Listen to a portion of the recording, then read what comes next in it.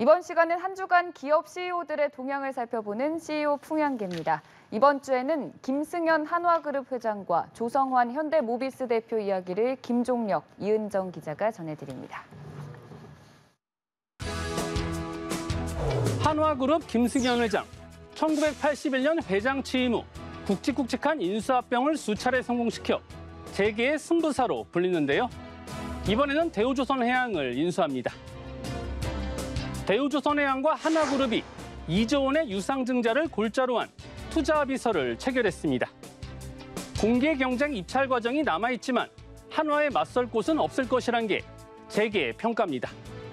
사실 김 회장의 대우조선 인수 시도는 두 번째입니다. 14년 전에도 인수 목전까지 갔다 글로벌 금융 위기 탓에 포기했는데 재도전 끝에 품게 된 겁니다.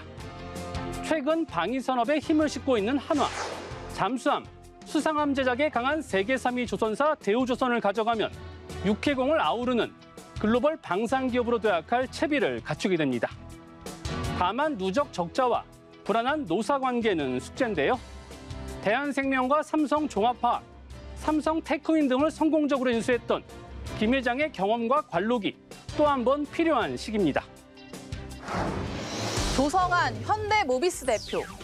한국인 최초로 세계 산업의 기준을 정하는 국제표준화기구 ISO 차기 회장에 선출됐습니다. 조 대표는 최근 아랍에미리트 아부다비에서 열린 ISO 총회에서 중국 후보를 따돌리고 차기 회장에 뽑혔습니다. 전문 엔지니어 출신 조 대표의 현장 경험과 전문성이 높은 평가를 받았다는 후문이죠.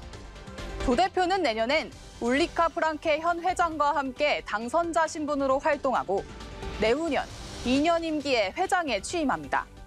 ISO는 164개국이 가입한 국제표준 관련 비정부 국제기구입니다. 강제력은 없지만 세계 공산품과 서비스의 표준을 제정하는 만큼 영향력이 막대합니다. ISO가 정한 국제표준만 2만 4천여 건에 이릅니다. ISO 회장은 명예직입니다. 하지만 총회와 이사회의 의사결정에 결정적 역할을 하죠. 그만큼 우리 기업들의 기술이 국제표준이 될 가능성도 높아졌다고 볼 수 있습니다. 최태원 SK그룹 회장은 대한상공회의소 회장도 겸하고 있는데요. 미국 뉴욕에서 각국 유엔 대사들에게 한식을 소개했습니다.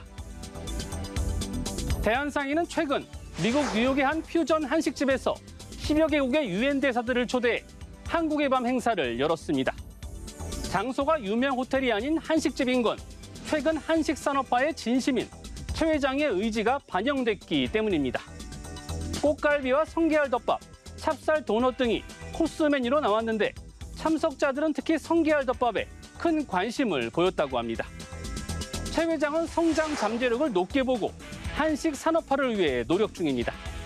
지상파 프로그램에 직접 출연해 한식 산업화 필요성을 역설했고 대한상인은 한식 산업화를 위한 국민 아이디어 공모전을 진행 중입니다.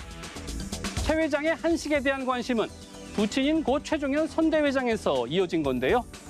최 선대회장은 한식 표준화에 앞장섰고 김치에 관한 논문을 쓰기도 했습니다. 홍원식 남양유업 회장. 한앤컴퍼니와의 주식 양도 소송 1심에서 패소했습니다. 서울중앙지법은 한앤컴퍼니가 홍 회장 일가를 상대로 낸 주식 양도 소송 1심에서 한앤컴퍼니 손을 들어줬습니다. 홍 회장 측이 계약대로 대금을 받고 주식을 넘겨야 한다는 거죠. 이번 소송은 지난해 5월로 거슬러 올라갑니다. 당시 계속되는 불매운동에 이 회사 제품이 코로나 예방에 좋다는 근거 부족한 발표로 불거진 불가리스 사태까지 더해지자 홍 회장 측은 결단을 내립니다. 경영권을 포함한 지분 37만 8,938주를 3,107억 원에 파는 계약을 한앤컴퍼니와 맺은 거죠. 하지만 넉 달 뒤 홍 회장 측은 프랜차이즈 카페 분사와 홍 회장 일가의 처우 보장 등 약속이 지켜지지 않았다며 계약 해지를 통보했습니다. 이에 한앤컴퍼니가 계약서에 없는 내용이라고 반발하며 결국 소송으로 이어진 겁니다. 홍 회장 측은 곧바로 항소하겠다고 했는데요. 판세를 뒤집을 만한 스모킹 건이 과연 있을까요? 국정감사가 곧 시작됩니다. 이번에도 많은 기업인들이 증인 또는 참고인으로 국정감사장에 대거 불려나갈 예정인데요.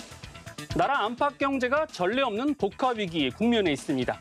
기업인 망신 주고 윽박 지르는 보여주기식 쇼로는 경제를 살릴 수 없습니다. 지금까지 CEO 풍양기였습니다.